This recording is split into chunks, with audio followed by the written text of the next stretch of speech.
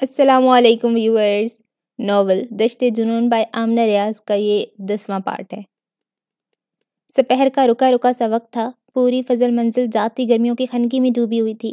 پچھلے صحن کی سیڑھیوں میں بیٹھی خوش نصیب سر اٹھا کر آسمان کو دیکھا. ابھی بھی سورج کی تپش سے سلگ رہا تھا اور شام کے پرندے شام سے پہلے نچلی پروازیں بھرنے پر مجبور ہو گئے تھے. اس کے دل کو کچھ ہوا. جلدی سے اٹھی. ڈھونڈ ڈھانڈ کر ٹوٹے ہوئے گھڑے کا پیندا اس قابل ملا کہ پانی بھر کے رکھا جا سکے. پولیتھین کی تھیلی میں جا کے چپکے سے طوطے بھائی کا باجرہ بھر لائی اور صحن کی منڈیر پر آزاد پرندوں کے لیے رکھ دیا. بیچارے معصوم پرندے کھا پی کر اور کچھ نہیں تو دعا ہی دے دیں گے. وہ دل ہی دل میں سوچ رہی تھی اور منہ اٹھائے سامنے دیوار کی طرف دیکھ رہی تھی. وہ کب سے آ کے شامر اس کے بالکل پیچھے رک گیا. اس کی نظریں خوش نصیب کے بے ترتیب بالوں پر تھی جو کمر تک آتے تھے. کالے، سیاہ، ریشمی اور چمکدار، اور اتنے موٹے کہ لگتا نہیں تھا کہ انہیں مٹھی میں جکڑا جا سکتا ہے. وہ بال کم، ریشم کے تار زیادہ معلوم ہوتے تھے. خود بخود دل الجھتا تھا ان میں، اور ایسا الجھتا تھا کہ پھر پھسلنے کا نام نہ لیتا تھا. وہ دلکش قد کاٹ کی مالک تھی. آنکھیں بڑی بڑی اور بالکل سیاہ جن پر گھنی پلکوں کا سایہ تھا. رنگت گندمی لیکن چمکدار تھی. پتہ نہیں اسے کسی نے بتایا تھا یا نہیں، لیکن مجموعی طور پر وہ خوبصورت چہروں میں شمار ہوتی تھی. بشرطیکہ ایسا اول جلول حلیہ بنا کر نہ پھرا کرتی. انگلش فلموں کا یہ ہیرو ہماری اس پنجابی مٹیار کا پورا ہی دیوانہ بن چکا تھا. اگر جو وہ محترمہ تھوڑا سا دھیان اپنے حلیے پر بھی دے لیتی. اس کی گردن کسی راج ہنس کی طرح دکھائی دیتی تھی. جلد بالکل بے داغ اور شفاف. شامر کا دل چاہا چھو کر دیکھے، لیکن خوش نصیب سے کچھ بھی بعید نہیں تھا کہ ایک چھاپڑ ہی رسید کر دیتی.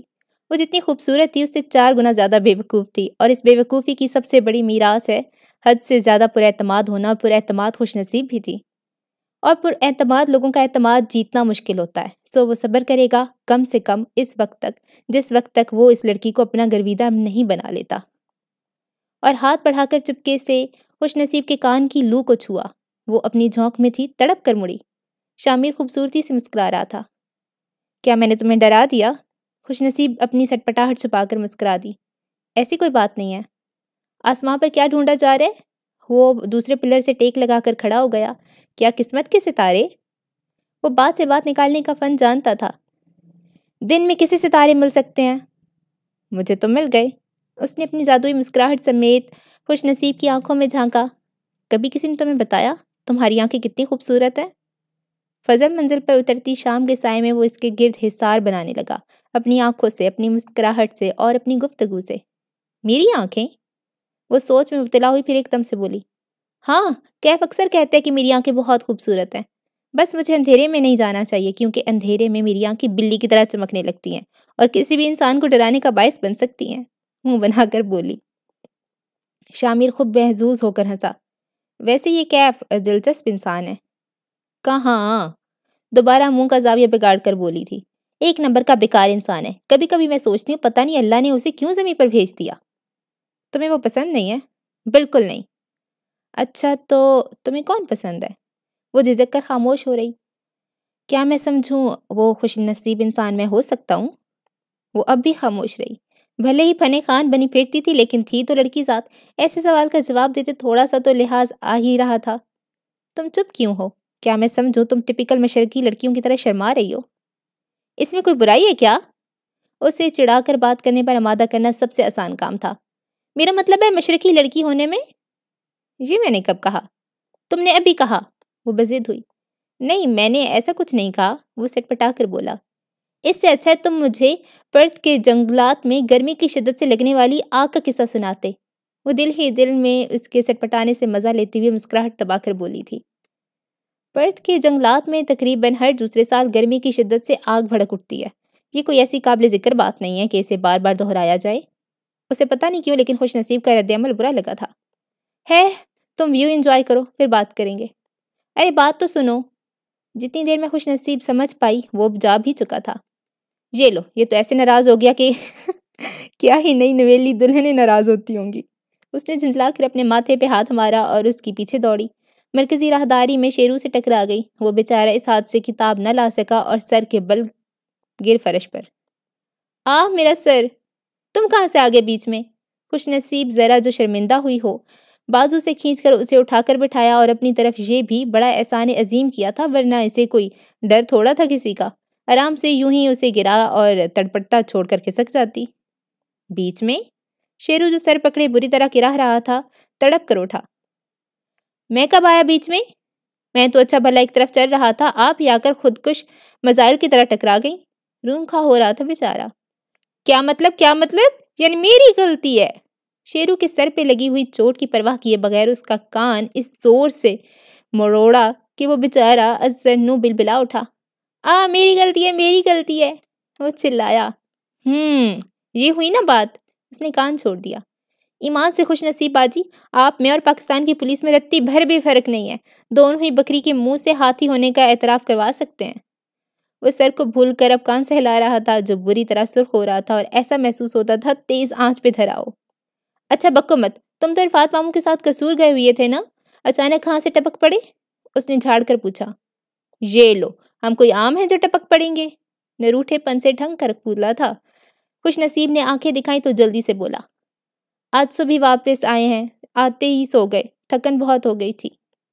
ہاں، پرانے زمانے کی طرح عرفات ماموں کی گاڑی کے آگے تم جتے ہوئے ہوگے، اسی لیے اتنا تھک گئے۔ شیرو برا ہی منا گیا۔ آپ مجھے گھوڑا کہہ رہی ہیں یا بیل؟ میں کیا پاگل ہوں جو تمہیں ان دو جانوروں سے تشبیہ دوں گی؟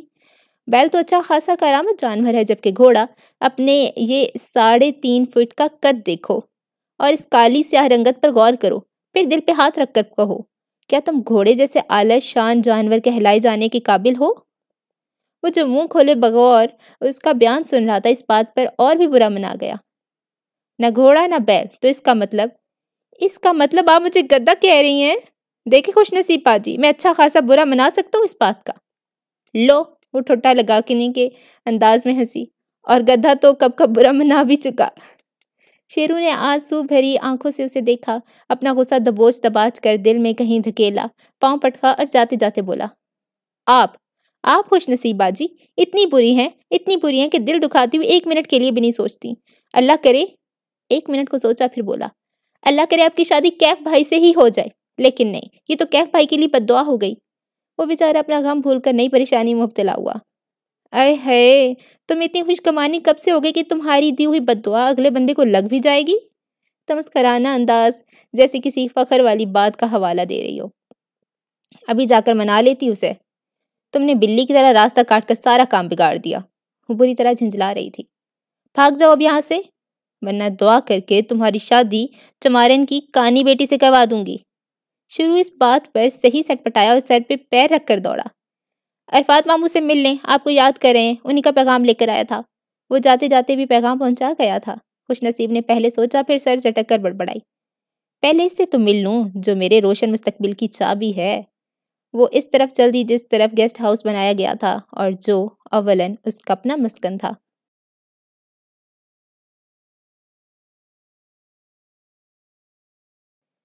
یار کے غم کو عجب نقش گری آتی ہے، پور آنکھ کی مانند بھری جاتی ہے۔ زندگی کیسے بسر ہوگی ہم کو تابش، صبر آتا ہے نہ، آشفتہ سری آتی ہے۔ طالب نگر پر اس روز جو شام اتری وہ پچھلی کئی شاموں کے برعکس اداس معلوم ہوتی تھی۔ رکا رکا سا وقت اور ٹھہرا ہوا سا غم، آسمان پر بادل، بارش کے بعد والے بادلوں کا ملگا سا اندھیرا اور شام کے پرندوں کی اڑتی ہوئی کتاریں۔ کچھ موسم کا اثر تھا، کچھ دل کی دنیا اجڑی تھی۔ آہکت کی نمناک آنکھیں ہر ان کہی بات کا جواب تھیں۔ طالب ماموں اور سائقہ ممانی نے یوں بھی دل پر صبر کی بھاری سلیں رکھ لی تھیں، لیکن ہر بار وسامہ کی یاد آنے پر یہ سلیں جیسے اپنی جگہ سے کھسک جاتی تھیں اور آنکھیں برسنے لگتی تھیں۔ باقی بچہ معاویہ تو وہ سب کو صبر کی تلقین کرتا اور خود کمرے میں چھپ کر روتا تھا۔ وسامہ سے وابستہ ان 3 افراد کو خوش کرنے اور زندگی کی طرف واپس لانے کے لیے جیسے اس نے ہر کوشش کر لی تھی۔ وہ انہیں لطیفے سنا سنا کر ہنساتا رہتا، آؤٹنگز کے نت نئے پلان بناتا، انہیں کھانا ہی بنا بنا کر کھلاتا اور ان 3 افراد کو ہنستا ہوا اور خوش دیکھنا چاہتا تھا، اور بس۔ اس روز بھی آئکت کو روتے ہوئے دیکھا تو اس کی کیفیت سمجھنے کے باوجود چڑ ہی گیا۔ آخر تم رونا چھوڑ کیوں نہیں دیتی؟ اس نے اتنا چڑھ کر اور بدتمیزی سے کہا تھا کہ آئکت کے آنسو لہجہ بھر کو تھم سے گئے۔ ان آنسوؤں پر میرا کوئی اختیار نہیں ہے۔ پھر اس نے رخ موڑ کر کہا، ٹھیک ویسی جیسے اسامہ کی یاد پر میرا اختیار ختم ہو چکا ہے۔ ہم میں سے کسی کے دل میں سے وہ کبھی نہیں نکلے گا، لیکن آنسو بہانا ہمیں چھوڑنا ہوگا۔ وہ منت سے بولا جیسے کہہ رہا ہو اب بس کرو۔ یہ ممکن نہیں ہے معاویہ، کم سے کم میرے لیے تو بالکل ممکن نہیں ہے۔ وہ پھوٹ پھوٹ کر رو دی۔ میں جتنا اسے بھولنے کی کوشش کرتی ہوں وہ اتنا ہی مجھے یاد آتا ہے۔ میں کیا کروں، کیسے اسے بھولوں؟ تم مجھے بتاؤ میں تمہارے لیے کیا کر سکتا ہوں؟ وہ روحانسا سا ہو کر اس کے قدموں میں بیٹھ گیا۔ میں نے وسامہ سے وعدہ کیا تھا کہ میں تمہارا خیال رکھوں گا، تمہاری آنکھوں سے آنسو نہیں آنے دوں گا۔ تم روتی ہو تو مجھے تکلیف ہوتی ہے آئیکت۔ یار رونا چھوڑ دو یا میرے سامنے آنا چھوڑ دو۔ آئیکت کی آنسو بہاتی آنکھوں میں جیسے تعجب سا ٹھہر گیا، پھر وہاں ایک روشنی کا کونتا لپکا۔ تم مجھے بشام لے کر جا سکتے ہو معاویہ؟ اس نے جلدی سے پوچھا۔ بشام؟ وہ حیران رہ گیا۔ بشام جا کر کیا کرو گی؟ مجھے فلک بوس جانا ہے، پلیز مجھے وہاں لے چلو، وہ روتے ہوئے منت سے کہہ رہی تھی۔ میں تمہیں لے جاؤں گا، لیکن تم وہاں جانا کیوں چاہتی ہو؟ الجھ کر پوچھ رہا تھا۔ میں وہاں اس آسیب کو تلاش کروں گی، آئیکت نے ایک دم سے پھٹ پڑنے کے انداز میں کہا تھا۔ مجھے اس سے پوچھنا کہ وسامہ کی کیا غلطی تھی جو اسے مار دیا؟ وسامہ کو ہم سے چھین کر کیا ملا اس آسیب کو؟ اب وہ پاگلوں کی طرح زور زور سے رونے لگی تھی۔ معاویہ بالکل سمن بکمن ہو گیا۔ دکھ کا زہر بجھا خنجر سیدھا اس کے دل میں اترا تھا۔ تمہیں یقین ہے فلک بوس میں واقعی کوئی آسیب ہے؟ اس نے الجھ کر پوچھا تھا۔ تم نے مجھے کہا تھا وہ وسامہ کا وہم تھا اور تم نے کسی آسیب کی موجودگی کو کبھی محسوس نہیں کیا۔ آئیکت بہت رو چکی تھی اور اس کی آنکھیں بوجھل ہو رہی تھیں۔ اپنے آنسو پوچھتے ہوئے اس بات میں سر ہلاتے ہوئے بولی، یہی سچ ہے، فلک بوس میں کچھ بھی نہیں ہے۔ میں جذباتی ہو جاتی ہوں تو ایسی باتیں سوچنے لگتی ہوں جو ناممکنات میں سے ہیں۔ تو پھر تم وہاں کیوں جانا چاہتی ہو؟ معاویہ گہری سانس بھر کر بولا۔ وہاں وسامہ کی آخری قیام گاہ ہے، میں اس کی قبر پر فاتح پڑھنا چاہتی ہوں۔ وہاں وسامہ کی یادیں ہیں معاویہ، میں نے وہاں جو وقت وسامہ کے ساتھ گزارا وہ میری زندگی کا سرمایہ ہے، مجھے وہ سرمایہ چاہیے، اس نے دکھی لہجے میں کہا تھا۔ معاویہ نے ذرا دیر کے لیے سوچا اور بولا، ٹھیک ہے میں تمہیں وہاں لے چلتا ہوں۔ بے یقینی آئیکت کی خوبصورت آنکھوں میں جیسے تم سی گئی۔ کیا سچ؟ بالکل سچ۔ وہ مسکراتی ہوئے زمین سے کھڑا ہو گیا۔ وسامہ کے لیے تو میں کچھ بھی کر سکتا ہوں۔ اس نے اسی طرح مسکراتے ہوئے اپنا ہاتھ آگے بڑھا دیا تھا۔ آئیکت نے اس کے ہاتھ کو دیکھا اور شکر گزاری سے مسکراتی ہوئی اس کا ہاتھ پکڑ کر کھڑی ہو گئی۔ اداس شام آسمان کے کناروں پہ چپکے سے ڈوب گئی تھی۔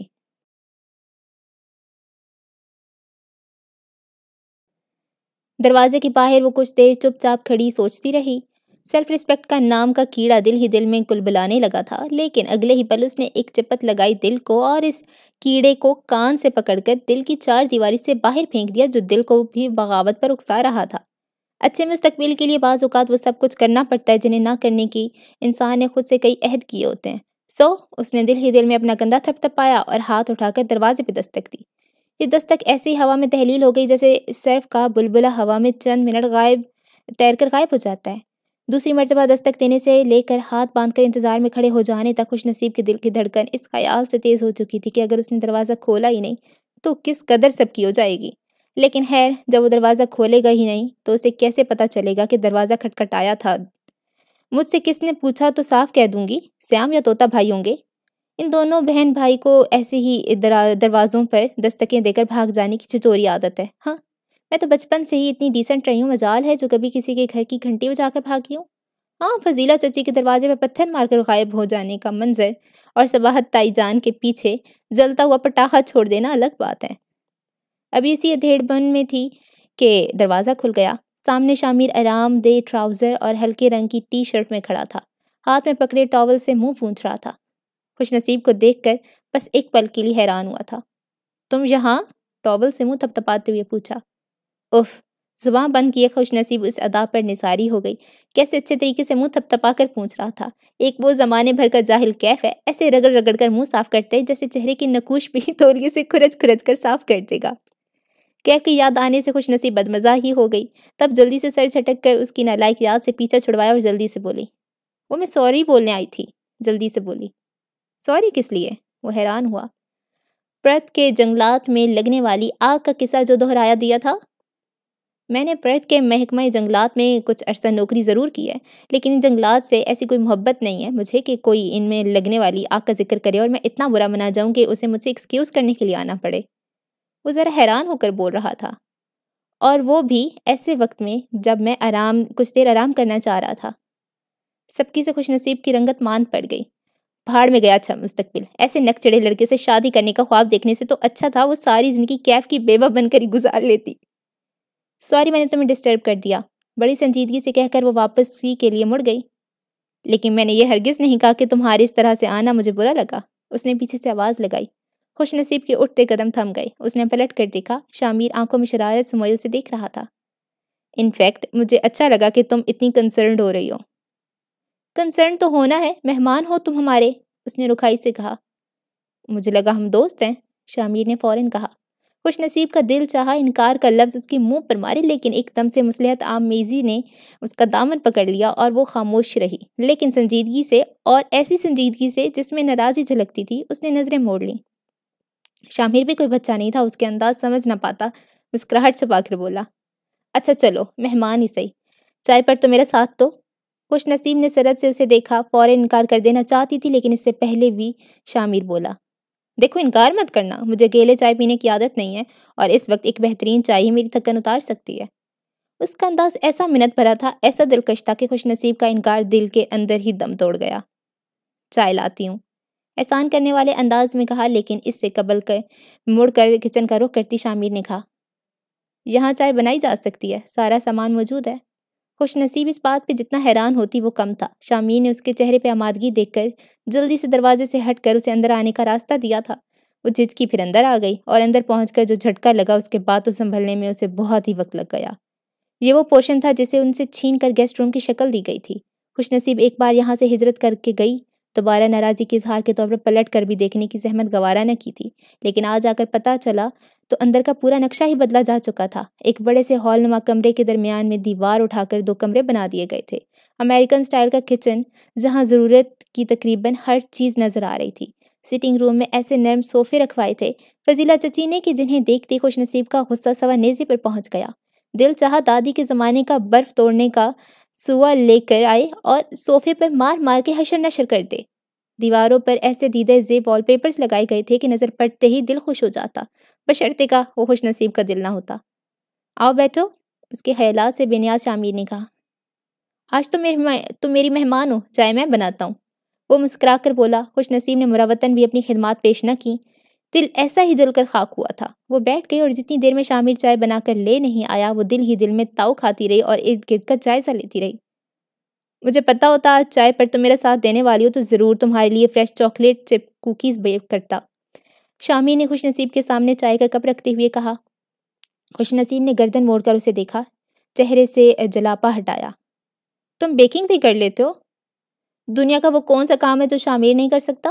اس کا انداز بہت عام تھا۔ ہمارے پانی کی موٹر کا پمپ کافی دن سے خراب ہے، زحمت نہ ہو تو اسے ٹھیک کر دینا، ہمارے پیسے بچ جائیں گے۔ اس نے اتنی سرت اور سادگی سے کہا تھا کہ شامیر کو بھی ساختہ ہنسی آ گئی۔ خوش نصیب نے البتہ اپنی ہنسی کو کہکے میں ڈھلنے نہ دیا۔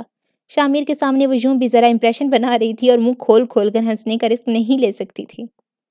تم نے بتایا نہیں، دھرم پورہ کی گلیوں میں کیوں بھٹکتے پھرتے تھے؟ اس نے چائے کا کپ لبوں سے لگاتے ہوئے پوچھا۔ تم پیروں فقیروں کو مانتی ہو خوش نصیب؟ خوش نصیب کے سوال کے جواب میں شامیر نے سوال کیا تھا۔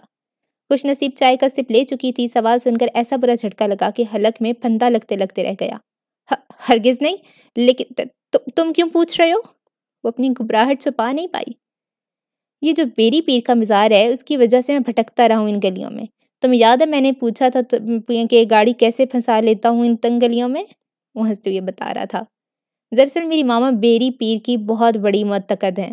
میں پاکستان آئے تو انہوں نے وعدہ لیا تھا کہ میں جب تک پاکستان رہوں گا ہر جمعرات کو مزار پر دیا جلانے جایا کروں گا، اور جب تک میرا گھر نہیں بن جاتا میں مزار کے سائے میں ہی رہوں گا تاکہ بری بلائیں مجھ سے دور رہیں۔ وہ صاف مذاق اڑانے والے انداز میں بتا رہا تھا، ایسے جیسے اسے اپنی ماں سے ان تمام باتوں پر سخت اختلاف رہا ہو۔ اور مزار کے سائے میں تو فضیلہ آنٹی کا گھر ہی تھا، سو یہ طے ہوا کہ جب تک میرے گھر مکمل نہیں ہو جائے گا میں یہیں رہوں گا۔ میرا کوئی اعتقاد نہیں ہے ان پیروں فقیروں پر، لیکن اپنی ماما کو میں ناراض نہیں کر سکتا، وہ بہت عزیز ہے مجھے۔ اچھی بات ہے، کسی اپنی ماں عزیز نہیں ہوتی۔ میرے بس میں ہوتا تو میں اس پورشن سے کبھی اپنی روشن امی کو نکلنے نہ دیتی۔ یہاں کی ایک ایک چیز کو انہوں نے بہت محبت سے رکھا ہوا تھا، چاہے وہ سیلن زدہ دیواریں ہوں یا بارش سے ٹپکتی ہوئی چھت۔ وہ یکدم سنجیدہ ہو کر بولا، مجھے افسوس ہے کہ میری وجہ سے تمہیں اپنا پورشن سے نکلنا پڑا، بٹ ڈونٹ وری، میں زیادہ دن نہیں رکوں گا، میرے گھر کا تھوڑا ہی کام باقی ہے، میں جلد ہی چلا جاؤں گا۔ خوش نصیب اس دوران بالکل چپ ہی رہی، اس کے پاس کچھ نہیں تھا کہنے کے لیے، ایک دم سے دل بڑا بوجھل سا ہو گیا تھا۔ اس نے کپ رکھ دیا اور کھڑی ہو گئی۔ چائے کے لیے شکریہ، میں چلتی ہوں اب۔ کیا میں نے بہت بری چائے بنائی ہے؟ تم نے آدھی چھوڑ دی۔ اس نے کپ کی طرف دیکھتے ہوئے کہا۔ ایسی کوئی بات نہیں ہے، بس میرا چائے پینے کا دل نہیں چاہ رہا۔ تمہارے موڈ بہت جلدی بدلتے ہیں، وہ لچ کر کہہ رہا تھا۔ خوش نصیب نے کندھے اچکا دیے۔ میں ایسی ہی ہوں اور مجھے تم ایسی ہی پسند ہو۔ وہ خوبصورتی سے مسکرانے لگا تھا۔ خوش نصیب کے قدم جیسے زمین نے جکڑ لیا تھا۔ وہ جتنی محنت شامیر پر کر رہی تھی جانتی ہی تھی یہ وقت ضرور آئے گا جب وہ اس سے اپنی محبت کا اظہار کر رہا ہوگا، لیکن اتنی جلدی اس نے ہرگز نہیں سوچا تھا۔ تم بہت سادہ مزاج ہو خوش نصیب، بہت معصوم۔ مجھے ایسے لگتا ہے تمہاری تلاش میں اب تک میں پھرتا رہا ہوں، دنیا میں بھٹکتا رہا ہوں۔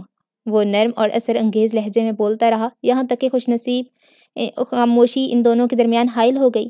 نیما دروازے کے پیچھے شام اتر آئی تھی اور محبت خاموشی سے ان دونوں کے درمیان اپنا جال بننے لگی تھی۔ تبھی شامیر نے ہاتھ بڑھا کے اس کے گال چھونا چاہا۔ باہر شاید آوارہ بلی نے منڈیر سے چھلانگ لگائی تھی کہ دیوار کے ساتھ ساتھ رکھے گملے زوردار آواز سے آپس میں ٹکرائے اور ان دونوں کے مابین حائل سحر کا اثر توڑ کر خاموش ہو گئے۔ خوش نصیب کی ساری ہوشیاری دھری کی دھری رہ گئی۔ وہ چونک کر الٹے قدموں پیچھے ہٹی اور پھر تیزی سے باہر نکل گئی۔ خوش نصیب میری بات تو سنو۔ شامیر بے چین ہو کر اس کے پیچھے دوڑا، لیکن خوش نصیب جا چکی تھی۔ دروازہ ابھی تک لرز رہا تھا۔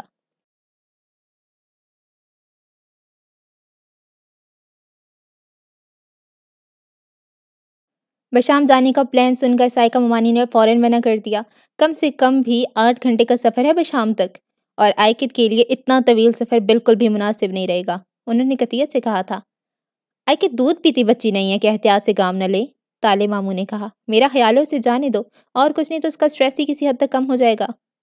وہ دودھ پیتی بچی بے شک نہیں ہے، لیکن ماں بننے کے مرحلے سے پہلی بار ہی گزر رہی ہے، اور لڑکیوں کو بہت سی چیزیں نہیں پتہ ہوتی، سائقہ ممانی نے کہا۔ او بھلی عورت، کچھ نہیں ہوگا آئکت کو، کچھ چیزیں اللہ کے بھروسے بھی چھوڑ دینی چاہیے۔ اللہ پہ بھروسہ ہے مجھے، لیکن آئکت کا ابھی چیک اپ نہیں ہوا۔ اس ہفتے میں اسے ڈاکٹر کے پاس لے جانے والی تھی۔ میرا خیال ہے اتنے لمبے سفر سے پہلے ڈاکٹر سے کنسلٹ کرنا لازمی ہے۔ ان کا خیال غلط نہیں تھا، سو تالے ماموں نے خاموشی اختیار کر لی، کہ وہ بھی بشام جانا چاہتے تھے۔ وہ اسامہ کی قبر پہ فاتح پڑھنا چاہتے تھے۔ معاویہ کو اپنا اس معاملے میں زیادہ بولنا مناسب نہیں لگا، سو وہ چپ ہی رہا، لیکن آئکت کی بے چینی ہر روز بڑھتی چلی گئی۔ اپنی حالت اور آنسوؤں پر جیسے اس کا اختیار نہیں رہا تھا۔ رونے لگتی تو گھنٹوں بیٹھ کر روتی رہتی۔ معاویہ کی فکر مندی بڑھتی چلی گئی اور ساتھ ہی سائقہ ممانی کی بھی۔ میں سمجھا کر تھک گئی ہوں، لیکن آئکت کا رونا ختم ہی نہیں ہو رہا۔ اس حالت میں اتنا سٹریس ٹھیک نہیں ہے اس کے لیے، انہوں نے معاویہ کے سامنے فکر مندی سے کہا تھا۔ آپ اسے ڈاکٹر کے پاس کیوں نہیں لے جاتی؟ معاویہ نے فکر مندی سے پوچھا۔ جس گائنیکولوجسٹ کے پاس میں لے جانے کا سوچ رہی تھی، وہ چند دن کے لیے کوئی کانفرنس اٹینڈ کرنے ملک سے باہر گئی ہوئی ہے۔ جیسے ہی واپس آئے گی میں اسے لے جاؤں گی۔ مجھے لگتا ہے شاید فلک بوس جا کر آئکت بہتر محسوس کرے، اس نے اپنا خیال ظاہر کیا۔ بشام بہت دور ہے معاویہ، چاند سے تو قریب ہے ممانی، لوگ تو وہاں بھی چلے جاتے ہیں، اس نے بڑی سنجیدگی سے کہا تھا۔ پھر دونوں ہی ایک ساتھ ہنس دیے۔ میری ماں نے آئکت کو بشام جانے دیں، وہ جا کر تھوڑا فریش ہی ہو جائے گی، اور تب تک آپ کی ڈاکٹر بھی واپس آ جائے گی۔ سائقہ ممانی سوچ میں پڑ گئی۔ آپ ایسا کیوں نہیں کرتی کہ آپ اور تالے ماموں بھی ساتھ ہی چلیں؟ اسی بہانے یشمتی سے بھی ملاقات ہو جائے گی۔ وہ صرف ان کا موڈ ٹھیک کرنے کے لیے ایسی باتیں بول رہا تھا۔ سائقہ ممانی نے گردن موڑ کر مزمل نظروں سے اسے دیکھا۔ اسی لیے تو میں وہاں جانا نہیں چاہتی، میرے بیٹے کو ساتھ سیب کا خوف کھا گیا۔ ان کی آنکھوں میں نمی دکھائی دینے لگی تھی۔ معاویہ نے ان کے کندھوں کے گرد بازو حمائل کر کے انہیں اپنے قریب کر لیا۔ کسی کی آنکھوں میں آنسو دیکھ کر وہ بے چین ہو جاتا تھا۔ اسے نہیں پتا تھا روتے ہوئے انسان کو کیسے دلاسا دیا جاتا ہے۔ وہ گردن موڑ کر بے بسی سے دور کھڑی آئکت کو دیکھنے لگا تھا۔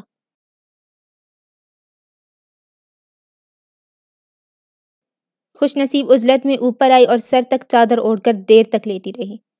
بات کچھ بھی نہیں تھی، لیکن کہیں دماغ کے کونے میں ایک آواز تھی جو اسے مسلسل لتاڑ رہی تھی۔ وہ کچھ دیر ایسے ہی لیٹی رہی، پھر کروٹ بدل کر سو گئی۔ جب آنکھ کھلی تو شام رات میں بدل چکی تھی اور شیرو افرفات ماموں کا پیغام لے کر دوبارہ سر پر موجود تھا۔ سر جی کہہ رہے ہیں آپ نہیں آ سکتی تو کیف بھائی کا فون نمبر کسی کاغذ پر لکھ دیں، ان کے موبائل سے ڈیلیٹ ہو گیا ہے۔ میں کیوں نہیں آ سکتی؟ ٹانگیں ٹوٹ گئی ہیں کیا میری؟ وہ اسی پر الٹ پڑی۔ میں نے یہ کب کہا ہے؟ منہ بنا کر بولا۔ ہو نہ تم کیف کے چیلے، وہ بھی جو زبان سے نہیں کہتا اس کی آنکھیں کہہ دیتی ہیں۔ پتہ نہیں کیوں اتنا غصہ آ رہا تھا۔ خوش نصیب باجی، آپ کیف بھائی کی آنکھوں میں دیکھتی ہی کیوں ہیں؟ آنکھوں میں جھانکنا تو سنا ہے محبت کی نشانیوں میں سے ایک ہے۔ وہ جھجک کر بولنا شروع ہوا تھا، پھر فراٹے سے بولتا چلا گیا۔ پکو مت، وہ تڑک کر بولی۔ شیرو دبک کر کھڑا ہو گیا۔ عرفات ماموں سے کہو میں آ رہی ہوں، اور تم بات سنو۔ وہ جو مؤدب بن کر سر ہلاتا ہوا جا رہا تھا رک کر اسے دیکھنے لگا، مبادا کوئی اگلا اعتراض جوڑ دے۔ انڈین فلمیں ذرا کم دیکھا کرو، بھاگ جاؤ اب، ہاں محبت کی نشانی۔ شیرو جلدی سے بھاگ گیا۔ خوش نصیب ایسے ہی جھنجھلاتی ہوئی اٹھ کر چپل میں پیر پھنسانے لگی۔ اور یوں آئکت کی خواہش پوری کرنے وہ سب ایک بار پھر بشام آ گئے۔ بشام کرۂ ارض پر خوبصورتی کا دھڑکتا ہوا دل، وہ ویسا ہی تھا، دنیا میں جنت کے نظارے جیسا۔ بشام پہ جھکے آسمان جو بادل گھیر کر آتے تھے، ویسے ہی بادل کہیں اور نہ جاتے ہوں گے۔ جیسی بارشیں بشام میں برستی تھیں، کہیں اور نہ برستی ہوں گی۔ جیسی خوش رنگ گھاس اس سرزمین پر لہلہاتی تھی، ممکن ہی نہیں کہ ویسی نرمی کہیں اور پیروں کے تلوں کو گدگدائے۔ جیسی خوشبو وہاں اڑتی پھرتی تھی، کہیں اور نہ مہکتی ہوگی۔ اونچے اونچے سبزے سے ڈھکے ہوئے پہاڑ، بل در بل بچھی ہوئی سڑکیں، منہ زور جھرنے، شفاف ٹھنڈے میٹھے پانی کی خاموش ندی، پرندوں کی دلکش بولیوں سے گونجتا ہوا جنگل، اور عالیشان فلک بوس۔ جب دھند کے مرغولے چمنیوں سے لپٹتے اور دھواں سا ہر طرف پھیل جاتا تو فلک بوس کی خوبصورتی بڑھ جاتی۔ وہ آسیب زدہ تھا لیکن دل سے قریب لگتا۔ اسرار کے پنجے دل کو دہلاتے لیکن کشش ایسی جو انسان کو ہلنے نہ دیتی تھی۔ تو وہ سب وہاں آ گئے جہاں قدرتی خوبصورتی کی بہتات تھی اور اسرار کا لہراتا ہوا سایہ اور وسامہ کی یادیں۔ بشام کے پہاڑ پر بچھی بلدار سڑکوں پر جوں جوں ان کی جیپ فلک بوس کی طرف بڑھ رہی تھی، ان کے دل مٹھی میں جکڑے جاتے تھے۔ وہ سب ایسے خاموش اور ایسے باہر کھڑکیوں کے شیشوں سے دیکھتے تھے جیسے ایک دوسرے کی موجودگی سے ناواقف ہوں۔ اسی راستے پر آگے بڑھتے ہوئے فلک بوس کے کنگرے دکھائی دینے لگتے تو خون کی ساتھ ایک حرارت کی تیز لہر رگوں میں دوڑ گئی۔ جیپ فلک بوس کے مرکزی پھاٹک پر رکی۔ بابا کبیر پہلے ہی ان کا منتظر تھا۔ اس نے معاویہ کو دیکھتے ہی بڑی خوش دلی سے ہاتھ سر تک لے جا کر سلام کیا اور جھٹ پٹ پھاٹک کھول دیا۔ جیپ رینگتی ہوئی اندر داخل ہوئی اور ایک فراٹے سے روش کو رونتی فلک بوس کے مرکزی داخلے دروازے سے کچھ دور ہی جا کر ٹھہر گئی۔ معاویہ نے اپنی طرف کا دروازہ کھولا تو اسے احساس ہوا کہ اس کے ہاتھ میں واضح کپکپاہٹ تھی۔ آخری بار جب وہ فلک بوس سے نکلا تو اس کے کندھوں پر وسامہ کی موت کا دکھ اس کی میت کی طرح دھرا ہوا تھا۔ اس نے عہد کیا تھا واپس مڑ کر اس جگہ کا رخ نہیں کرے گا، اور اب آ گیا تھا صرف اور صرف آئکت کی خوشی کے لیے۔ سلام صاحب۔ فلک بوس کے ملازم ان کے استقبال کے لیے مرکزی دروازے پر موجود تھے۔ خاتون بی بی اور بابا کبیر سے تو معاویہ واقف ہی تھا، باقی چہرے نئے تھے۔ سب بڑھ کر مالکان کو سلام کرنے لگے۔ سلام صاحب۔ بابا کبیر بھی دوڑ آیا۔ اس کی سانس پھول رہی تھی لیکن معاویہ کی آمد کی خوشی اس کے چہرے اور آنکھوں سے صاف جھلکتی تھی۔ وعلیکم السلام، کیسے ہیں بابا؟ وہ مسکرایا ضرور لیکن یہ مسکراہٹ اتنی مصنوعی اور بے رنگ تھی کہ ایک پل میں اپنا راز کھول گئی۔ میں ٹھیک ہوں صاحب، آپ نے آ کر بہت اچھا کیا، فلک بوس میں پھر سے رونق ہو جائے گی۔ بابا کبیر کی خوشی چھپائے نہ چھپ رہی تھی۔ معاویہ نے کوئی جواب نہ دیا، دور جاتی آئکت کو دیکھنے لگا۔ وہ گاڑی سے اترتے جیسے بے دہانی میں گھاس کے کتے پر چلنے لگی تھی اور اس طرف بڑھ رہی تھی جس طرف تالاب اور سفید پری نسب تھے۔ وہ بے بس سی دکھائی دیتی تھی، کرب اس کی آنکھوں سے جھلکتا تھا اور زندگی کا عظیم سرمایہ کھو دینے کا دکھ اس کے ماتھے پہ تحریر تھا۔ آئیے صاحب، آپ لوگوں کے لیے کمرے تیار کروا دیے ہیں۔ ماموں ممانی آپ لوگ اندر چل کر آرام کریں۔ معاویہ نے بابا کبیر کو ان دونوں کا سامان اندر لے جانے کا اشارہ کیا۔ بابا نے فوراً دیگر ملازمین کو ساتھ لگا کر سامان اٹھانا شروع کر دیا۔ میں فلک بوس کا ایک چکر لگانا چاہتا ہوں۔ دکھ ماموں طالب کی آنکھوں میں بھی کم نہیں تھا۔ ان کی بات پر معاویہ فوراً سمجھ گیا کہ وہ بھی اس آسیب کا پتہ لگانا چاہتے تھے جس کی دہشت ان کے بیٹے کی حواس مفلوج کر گئی تھی۔ آپ دونوں کچھ دیر آرام کر لیں، 2 دن تک ہم یہی ہیں، میں خود آپ کے ساتھ فلک بوس کا چکر لگاؤں گا، معاویہ نے کہا، ساتھ ہی بابا کو اشارہ کیا۔ کبیر بابا، ماموں اور ممانی کو ان کا کمرہ دکھائیں، کہہ کر وہ آئکت کی طرف بڑھ گیا۔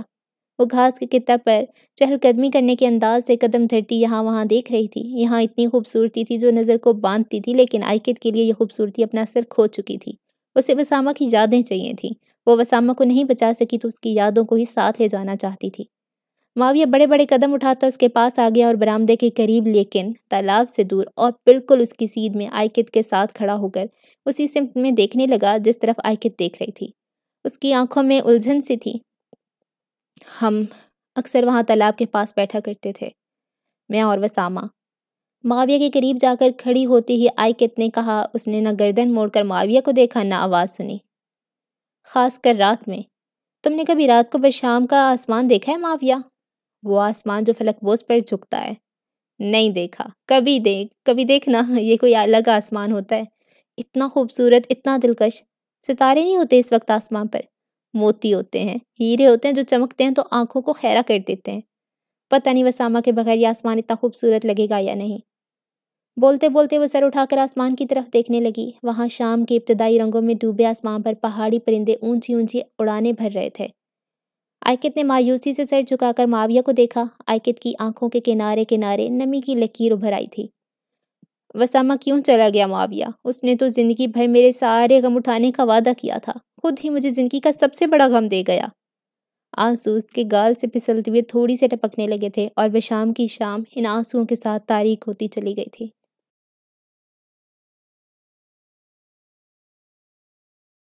خوش نصیب نیچے آئی تو شامیر سے مڑ بھیڑ ہو گئی۔ صحن میں کرسیاں بچھائے فضیلہ چچی اینڈ فیملی کے ساتھ خوش گپیوں میں مصروف تھا۔ سیام دائیں ہاتھ ایسے شامیر کی کرسی پر استحقاق سے ہاتھ رکھے بیٹھی تھی جیسے شامیر کہیں اٹھ کر کہیں بھاگ جانے کا خطرہ ہو۔ منہا سامنے والی کرسی پر بیٹھی کسی بات پر ہنس رہی تھی۔ بے شک اس نے شامیر کو نظر انداز کرنے اور سیام کے اچھے مستقبل کے لیے اسے لفٹ نہ کروانے کا عندیہ دیا تھا، لیکن اپنی بزی شیڈیول سے کچھ وقت نکال کر وہ شامیر کو کمپنی دے ہی دیتی تھی۔ شاید اسے بھی پرت کے جنگلات کی آگ کے قصوں سے دلچسپی ہو چلی تھی۔ پاکستان میں رہتے ہوئے بیشتر عوام کی طرح ان سب کو بھی یہی لگتا تھا جیسے قیامت خیز گرمی پاکستان میں پڑتی ہے، ایسی گرمی صرف جہنم میں پڑتی ہوگی۔ ایسے میں یہ خبر ان سب کو حیران کر دینے کے لیے کافی تھی کہ کرۂ ارض پر کوئی ایسا خطہ بھی ہے جہاں کے رہنے والوں کی رنگت کوری اور انداز فرنگی ہوتے ہیں، لیکن سال کے کچھ مہینوں میں سورج اس ملک کے اتنے قریب آ جاتا ہے کہ پرت کے جنگلات میں آگ بھڑک اٹھتی ہے، اور حکومت کی جانب سے کی جانے والی ہزارہا کوششوں کے باوجود اس آگ پر قابو پانا مشکل ہو جاتا ہے۔ طوطا بھائی کو شاید فضیلہ ممانی کے نے غالباً مروتاً وہاں بٹھا لیا تھا، کیونکہ وہ اس وقت ہونکوں کی طرح منہ اٹھائے ہنس رہا تھا۔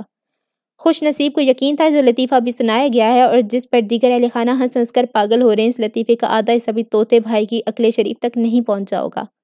وہ ان سب کو دیکھ رہی تھی، نہیں شاید انہیں گھور رہی تھی کہ مان شامیر اور اس کی نظریں آپس میں ٹکرائیں۔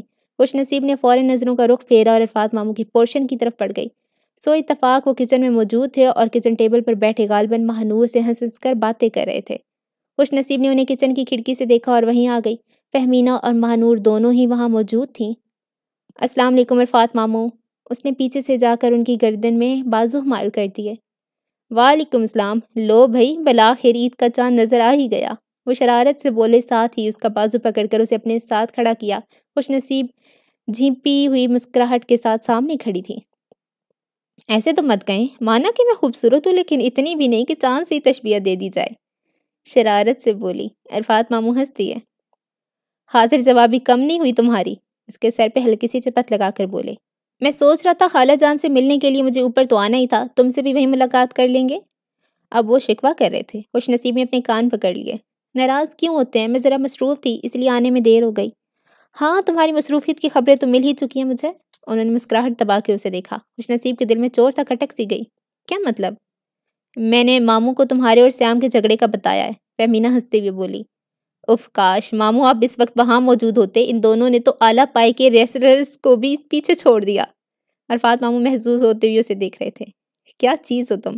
خوش نصیب ٹھٹائی سے دانت نکل رہی تھی، ان کی طرف جھک کر ہنسداری سے بولی۔ سیام نے جلدی ہار مان لی اور میدان چھوڑ کر بھاگ گئی، ورنہ میرا پورا ارادہ تھا کہ مکہ مار کے کم سے کم اس کا ایک دانت ضرور توڑوں گی۔ عرفات ہنستی ہے۔ کیوں کرتی ہو یہ لڑائی جھگڑے؟ میں کب کرتی ہوں؟ لوگوں کو مجھ سے جھگڑنے کا شوق ہے۔ وہ محاورہ سنا ہے نا آپ نے، آپ بیل مجھے مار۔ اس محاورے میں بیل خوش نصیب باجی کو ہی کہا گیا ہے۔ شیرو نے دانت نکوسے۔ تم پھر آ گئے کیف کے چمچے؟ ہاں بری بات ہے خوش نصیب، وہ منہ کے زاویے پہ گاڑنے لگی۔ فہمینہ اور مہنور اپنی باتوں میں مصروف ہو چکی تھیں۔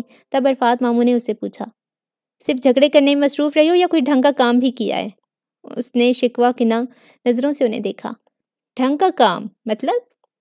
ایڈمیشن فارم لایا تھا تمہارے لیے، انہوں نے یاد دلایا۔ خوش نصیب نے زبان دانتوں تلے دبا لی۔ وہ چہرہ دیکھ کر سمجھ گئے۔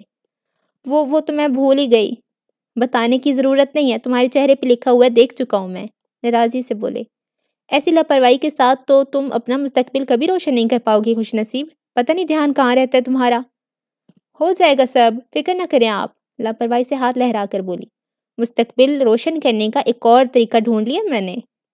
اور کیا ہے وہ طریقہ؟ انہوں نے قدرے ناراضی سے پوچھا۔ ذرا ہمیں بھی تو پتہ چلے۔ یہ بھی نہ پوچھیں، لجاجت سے بولی۔ جب اپنے مقصد میں کامیاب ہو جاؤں گی تو سب سے پہلے آپ ہی کو خوشخبری سناؤں گی۔ عرفات ماموں نے خاموشی کے ساتھ اسے گہری جانچتی ہوئی نظروں سے دیکھا، وہ جیسے اس کا ذہن پڑھنے کی کوشش کر رہے تھے۔ خوش نصیب کی نظر پڑی تو چونک گئی۔ ایسے کیا دیکھ رہے ہیں؟ عرفات ماموں نے گہری سانس بھرتے ہوئے نفی میں سر ہلا دیا جیسے بات بدل رہے ہوں۔ تمہارے جو بھی ارادے ہوں، بس کچھ ایسا مت کرنا جو تمہیں نقصان پہنچانے کا باعث بنے۔ خوش نصیب نے انہیں دیکھا اور مسکرا دی۔ اچھا لگتا ہے جب آپ میرے لیے اس طرح فکر مند ہوتے ہیں۔ کوئی تو ہے اس گھر میں جسے میری فکر رہتی ہے۔ کرسی کی پشت پر پہلوانوں کی سے اسٹائل میں بازو پھیلائے بڑے شکر گزار انداز میں بولی تھی۔ عرفات ماموں کو اس کے انداز پر ہنسی آ گئی۔ کوئی اور بھی ہے اس گھر میں جسے ہر وقت تمہاری فکر رہتی ہے؟ او پلیز اب کیف کا نام نہ لیجیے گا، اتنا منہ بنا کر کہا تھا اس نے۔ آپ بے فکر ہو جائیں، صرف اپنا آنے والا کل سنوار رہی ہوں میں، اور میرا روشن مستقبل کسی کی تاریکیوں میں نہیں دھکیلے گا، یہ وعدہ ہے میرا۔ سامنے میز پر پڑی باسکٹ سے سیب اٹھا کر اس نے اپنی آستین سے رگڑ کر صاف کیا اور دانت کھڑچ کی آواز کے ساتھ سیب میں گاڑ دیے۔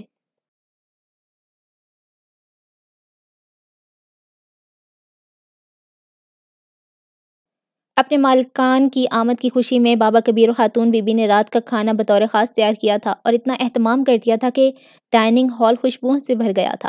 ان چاروں نے محض ان معصوم لوگوں کا دل رکھنے کے لیے لقمہ زہر مار کے لیے تھے، ورنہ بھوک کسی کو بھی نہیں تھی۔ ان کے دل اتنے بوجھل تھے کہ نوالے حلق سے نہیں اترتے تھے۔ میری بیوی اور میں نے بڑی محنت سے کھانا بنایا، آپ لوگ پیٹ بھر کر کھائیں گے تو ہمیں خوشی ہوگی، بابا کبیر نے ادب و احترام سے کہا۔ آپ نے بہت کھانا بنا لیا بابا، ہمیں بھوک ہی نہیں ہے، تالے ماموں نے کہا۔ گستاخی کی معافی چاہتا ہوں صاحب، لیکن جو جا چکا ہے اپنی جان پر ظلم کرنے سے واپس نہیں آ جائے گا، بابا کبیر نے سابقہ انداز میں کہا۔ تالے ماموں خاموش رہے، پھر ایک گہری سانس بھر کر نیپکن میز پر رکھ دیا۔ میں سونا چاہتا ہوں۔ جاتے جاتے انہوں نے بابا کبیر کا کندھا تھپتھپایا اور اپنے کمرے کی طرف چلے گئے۔ سائقہ ممانے کی پلیٹ بھی جوں کی توں پڑی تھی۔ کل کچھ نہ بنوائیے گا کبیر، یہی کافی رہے گا، کھانے کی بے حرمتی ہوتی ہے۔ وہ سادہ مزاج عورتوں کی طرح بچا ہوا کھانا ایک پلیٹ میں جمع کرنے لگیں۔ جی بہتر۔ بابا کبیر کو مایوسی ہوئی تھی سب کے رویوں سے۔ کبیر بابا، باہر تالاب کے پاس وسامہ اپنے ہاتھوں سے کچھ پودے لگائے تھے، میں دیکھ رہی تھی، وہ اب وہاں نہیں ہے؟ آئکت نے پوچھا۔ وہ سوکھ گئے تھے بی بی، مالی نے انہیں نکال کر پھینک دیا۔ آئکت کی خوبصورت پیشانی پہ بل پڑ گئے۔ کس سے پوچھ کر نکالا مالی نے؟ وہ وسامہ نے لگائے تھے، انہیں وہیں لگے رہنے دینا چاہیے تھا، اس نے ناراضی سے کہا۔ وہ پودے تیز دھوپ میں رکھنے کے نہیں تھے بی بی، مالی نے وسامہ صاحب کو منع بھی کیا تھا، بابا کبیر نے کہا۔ آپ وہی پلانٹس دوبارہ منگوائیں، مجھے وہ پودے اسی جگہ پر چاہیے جو جگہ وسامہ نے ان پودوں کے لیے پسند کی تھی۔ سوکھ جائیں تو دوبارہ لا کر لگا دیں، وسامہ کی کوئی یاد فلک بوجھ سے مٹنی نہیں چاہیے۔ لیکن بی بی، آئکت بالکل ٹھیک کہہ رہی ہے بابا، وسامہ کی کوئی یاد فلک بوجھ سے مٹنی نہیں چاہیے، معاویہ نے ان کی بات کاٹ کر قطعیت سے کہا تھا۔ بابا کبیر کچھ کہنا چاہتے تھے لیکن معاویہ کے تیور دیکھ کر خاموش ہو رہے۔ جی بہتر، احترام سے کہا۔ اور برآمدے میں جو کرسیاں رکھی رہتی تھیں؟ آئکت نے دوبارہ پوچھا۔ باہر پڑی خراب ہو رہی تھی، میں نے اٹھوا کر اندر رکھوا دی ہیں، انہیں بھی واپس لا کے رکھیں۔ یہ چند روز جو ہم فلک بوس میں ہیں، اس دوران مجھے فلک بوس ویسا ہی چاہیے جیسا وسامہ کی موجودگی میں تھا۔ جی بہتر۔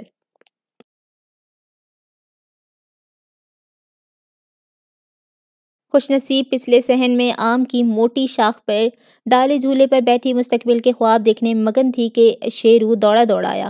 خوش نصیب باجی، خوش نصیب باجی، سانس پھول رہی تھی، ہاتھ میں عرفات ماموں کا موبائل تھا، بھاگا بھاگا آیا اور قریب رکھ کر کمر پہ ہاتھ رکھا سانس بحال کرنے لگا۔ خوش نصیب نے اسے ناگواری سے دیکھا۔ تم پھر آگے میرے سے کھانے؟ لو، آپ کے دماغ میں کیا رکھا ہے جو میں کھاؤں گا؟ وہ الٹا چڑھ کر بولا۔ تو ایسے بولتے ہو بالکل کیف کی فوٹو لگتے ہو، تیوری چڑھا کر بولی۔ فون کی دوسری طرف کیف نے ساری بات سنی تھی، اس کا الگ منہ بن گیا۔ کیف جیسا کوئی نہیں ہو سکتا، نالائق نصیبن، لیکن ابھی اس کی کون سنتا؟ مجھے کوئی شوق نہیں آپ سے باتیں کرنے کا، وہ تو کیف بھائی کی وجہ سے آپ کے پاس آ گیا ہوں، شیرو نے تنگ کر کہا تھا۔ یہ پکڑے موبائل، کیف بھائی آپ سے بات کرنا چاہتے ہیں۔ اوہو، کہا تو ایسے جیسے کیف نہ ہو گیا کہیں کا شہزادہ ہو گیا، چپٹ کر فون لیا۔ ہاں تو کیف بھائی کسی شہزادے سے کم تھوڑی ہے، وہ ہر وقت کیف کی طرف داری کرنے کے لیے تیار رہتا تھا۔ اس کی آواز موبائل کی طرف بھی سنی گئی تھی اور بس نہ چل رہا تھا کہ شیرو کی بلائیں ہی لے ڈالے۔ ہیلو، اتنی سریلی آواز ہے تمہاری، کیا ہی برا ہو کہ ذرا پیار سے بھی بات کر لیا کرو۔ جس روز میں نے تم سے پیار سے بات کر لی، سمجھ لینا تم خواب دیکھ رہے ہو یا میں مرنے کے قریب پہنچ چکی ہوں۔ اس کے علاوہ تو کوئی وجہ دکھائی نہیں دیتی جس کی بنا پر میں تم سے پیار سے بات کروں، اترا کر بولی تھی۔ اس بات پر شرط لگا لو، تم مجھے ماضی قریب میں میرے پیارے کیف جی کہہ کر بلایا کرو گی، میں ہار گیا تو میں تمہیں جانے من کہہ کر بلا لیا کروں گا۔ جھٹ سے بولا۔ خوش نصیب کے گال تمتما اٹھے۔ کیف کمینہ واہیات انسان، اور جس دن تم نے ایسا کہا میں تمہارا منہ توڑ دوں گی۔ اس پر بھی شرط لگا لیں، وہ متبسم لہجے میں بولا۔ فون کیوں کیا ہے؟ اس سے کوئی بات نہ بن پڑی تو دل ملا کر پوچھا۔ تمہاری یاد میں مرنے والا ہو گیا تھا، سوچا دیدار نہیں کر سکتا تو آواز ہی سن لوں۔ ایسے کہا تھا جیسے کسی اور کے بارے میں بتا رہا ہو، یعنی سرسری انداز۔ اچھے انداز سے کہتا تب بھی کون سا خوش نصیب میں یقین کر لینا تھا۔ ابھی بھی موبائل کان سے ہٹا کر ایک لہجہ کے لیے دیکھا، پھر بولی، کھاؤ اپنے سر کی قسم۔ تمہارے سر کی قسم، جھٹ جواب آیا۔ اپنے سر کی قسم کھاؤ، اس نے زور دے کر کہا۔ یار آج اپنے سر کی قسم سے کام چلا لو، میرے سر میں بہت درد ہے آج، معصوم سا بن کر بولا تھا۔ خوش نصیب دل ملا ہی گئی۔ تو میرا سر فالتو آیا جو تمہاری جھوٹی قسموں کی نظر ہوتا رہے؟ بچپن میں بھی تم نے میری سر کی جھوٹی قسمیں کھا کھا کر سچے بن جایا کرتے تھے۔ اسے پرانی باتوں پر اثر نو غصہ آیا تھا، وہ یاد کر کے ہنسنے لگا۔ انہی غلطیوں کا کفارہ ادا کرنا چاہتا ہوں، ساری زندگی کے لیے تمہارا بے دام غلام بن کر رہوں گا۔ جو روکی غلامی کی اب تک کی ساری تاریخی ریکارڈ نہ توڑ دیے تو میرا نام بدل دینا۔ کھنکتا ہوا متبسم لہجہ، شرارت سے بھرا ہوا۔ خوش نصیب کا منہ اپنے اصل زاویے سے اتنا زیادہ بگڑ گیا کہ شاید کیف سامنے ہوتا تو پہچان بھی نہ پاتا۔ لگتا ہے تم اس روز والا انتقام بھول گئے، بلاتی ہوں ابھی سیام کو۔ ارے ایسا غضب نہ کرنا، وہ جلدی سے بولا۔ اس روز بھی فوراً فون بند کر دیا تھا میں نے، ورنہ سیام تو پیچھے پڑ جاتی۔ مانا میں لاکھوں میں ایک ہوں، لیکن اس کا مطلب یہ ہرگز نہیں ہے کہ ہر دوسری لڑکی میری محبت میں مبتلا ہو۔ خوش نصیب نے چڑھ کر کال ہی کاٹ دی۔ فارغ آدمی، ہاں۔ وہ دوبارہ جھولا جھلاتے ہوئے مستقبل کے خواب بننے لگی۔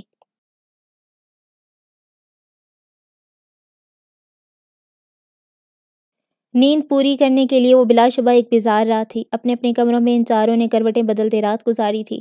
ہر وہ جگہ جہاں انسان نے اچھا وقت گزارا ہو اور خوبصورت یادوں کا منبع ہو، وہاں غم کے انتہائی دور میں رہنا مشکل ترین کام ہوتا ہے، تو فلک بوس میں ان کا مختصر قیام مشکل وقت تھا۔ صبح کے قریب معاویہ کو نیند کے جھونکے آنے لگے، لیکن پتہ نہیں کیا ہوا۔ ایسے لگا جیسے کمرے کی اونچی چھت بڑی تیزی سے اس کی طرف گر رہی ہو۔ وہ ہراساں ہو کر بیٹھ بیٹھا اور گھبرا کر ادھر ادھر دیکھا۔ چھت، دیواریں سب اپنی جگہ سلامت تھے۔ اس نے سانس بحال کی اور آنکھیں ملتا اٹھ بیٹھا۔ کھڑکی کا پردہ ہٹایا تو دیکھا صبح کے چہرے پر ابھی رات کا معین پردہ پڑا تھا، اور اس اد کھلی صبح میں شام کا جوبن اپنے عروج پر دکھائی دیتا تھا۔ کچھ سوچ کر اس نے جوگرز پہنے اور اپر پہن کر کمرے سے باہر نکل آیا۔ فلک بوز سناٹے کی زد میں تھا۔ کمروں کے دروازے ابتی خاموشی میں ڈوبے ہوئے تھے، جبکہ مرکزی ہال کا وہ بڑا سا فانوس ہولے ہولے آتن لرز رہا تھا۔ معاویہ نے منہ اٹھا کر اوپر دیکھا۔ اوپری ہال رات کی ہلکی روشنیوں میں بڑا پراسرار سا لگتا تھا۔ اس نے سر جھٹکا اور آگے بڑھا۔ عائقت کے کمرے کا دروازہ بند تھا۔ وہ چند لمحے جیسے بے اختیار دروازے کے باہر رکا، دستک دینے کے لیے ہاتھ اٹھایا، لیکن پھر یہ سوچ کر ہاتھ گرا دیا کہ شاید وہ بھی شب بیداری کے بعد ابھی سوئی ہو۔ یہی سوچتا وہ باہر نکل آیا۔ فلک بوس کے باہر رات کے سرکتے ہوئے پردے کی اوٹ میں بشام سردی سے ٹھٹر رہا تھا۔ معاویہ نے بے اختیار ہاتھوں کو آپس میں رگڑا اور بے وجہ ادھر ادھر دیکھنے لگا۔ چند منٹ بعد سرونٹ کوارٹر والی سائڈ سے اس نے بابا کبیر کی طرف آتے ہوئے دیکھا۔ سلام صاحب، آپ بڑی جلدی اٹھ گئے، میرا خیال تھا دیر تک سوئیں گے۔ بابا کبیر ہمیشہ ماتھے تک ہاتھ لے جا کر سلام کرنے کا عادی تھا، اور اسے ہمیشہ معاویہ کی فکر رہتی تھی۔ نیند نہیں آئی بابا، معاویہ نے بیزاری سے کہا۔ ساری رات عجیب عجیب خیال آتے رہے، شاید۔ وہ کچھ کہتے کہتے رک گیا۔ شاید تھکن کی وجہ سے ایسا ہوا ہوگا۔ بابا کبیر نے جلدی سے اس کا جملہ مکمل کیا۔ معاویہ نے ان کی طرف دیکھا۔ یا شاید اس آسیب کی وجہ سے؟ خدشہ تھا لہجے میں۔ بابا کبیر نے فوری طور پہ کوئی جواب نہیں دیا، نظریں جھکا کر بولے، وہ بھی اللہ کی مخلوق ہے صاحب، لیکن اللہ کے حکم کے بغیر یہ نوری مخلوق ہمیں دنیا میں دخل نہیں دے سکتی۔ معاویہ نے جیسے چھمبے سے گردن موڑ کر انہیں دیکھا۔ کیا دوبارہ کچھ ہوا ہے؟ اس کی آواز لرز رہی تھی۔ کیا کسی نے دوبارہ اس عورت کی روح کو دیکھا ہے؟ دو ایک مقامی لوگوں نے بات کیا کہ انہوں نے اس رات کے اندھیرے میں یہاں دیکھا ہے، بابا کبیر نے جھجکتے ہوئے جواب دیا۔ لیکن بشام میں ایسی باتیں گردش کرتی رہتی ہیں، ان پر دھیان نہ دیں۔ مجھے لگا وہ وسامہ کا وہم ہوگا، لیکن اگر کسی نے دوبارہ ذکر کیا ہے تو اس بات میں کوئی تو حقیقت ہوگی۔ وہ پریشان ہو گیا تھا۔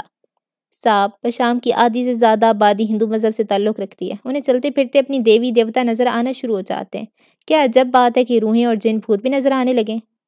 بابا کبیر نے ذرا بیزار لیکن احترام کو ملحوظ خاطر رکھتے ہوئے کہا تھا، ہم مسلمان ہیں، ہمیں اس ناری مخلوق کے معاملے میں بھی اللہ کی حکم کو مد نظر رکھنا چاہیے۔ آپ فلک بوس آئیں تو ہر فکر سے ذہن کو آزاد کر دیں اور اتنے پرسکون رہیں جیسے پہلے آیا کرتے تھے، انہوں نے نرمی سے کہا تھا۔ معاویہ کی پیشانی پر الجھن امیز بل پڑ گئے۔ بہت کچھ واضح ہو کر بھی اس کے لیے غیر واضح تھا۔ آپ کے لیے ناشتہ بناؤں؟ بابا کبیر نے بات بدلتے ہوئے پوچھا۔ نہیں ابھی نہیں، معاویہ نے کہا، میں سب کے ساتھ ناشتہ کروں گا، اٹھ جانے دیں سب کو۔ آئکت بی بی تو کافی دیر پہلے سے جاگ رہے ہیں۔ اس بات پر معاویہ نے حیران ہو کر بابا کبیر کو دیکھا۔ آئکت جاگ چکی ہے؟ لیکن کہاں ہے؟ میں نے اسے نہیں دیکھا۔ وہ فاتح خوانی کے لیے قبرستان چلی گئی ہے۔ قبرستان؟ اتنی صبح؟ وہ پریشان ہو گیا۔ اتنی دور اسے اکیلے نہیں جانا چاہیے تھا۔ وہ اکیلی نہیں ہے، میں نے خاتون بی بی کو ان کے ساتھ بھیجا ہے، بابا کبیر نے اپنی بیوی کا نام لیتے ہوئے کہا۔ یہ اچھا کیا آپ نے، معاویہ نے گہری سانس بھر کر کہا تھا، اس کے ذہن سے جیسے بوجھ ہٹ گیا تھا۔ اچھا جی 10ویں قسط بھی ختم ہو گئی ہے۔ میں کوشش کرتی ہوں نا اس کی 30 قسطیں میں جلد سے جلد نپٹا لوں، کیونکہ اب میں بھی تھک گئی ہوں۔ میں پورے 2 مہینے اس ایک ناول پہ نہیں لگا سکتی۔ جلدی ختم کرتے ہیں جی۔ دعاؤں میں یاد رکھیں۔ اللہ حافظ۔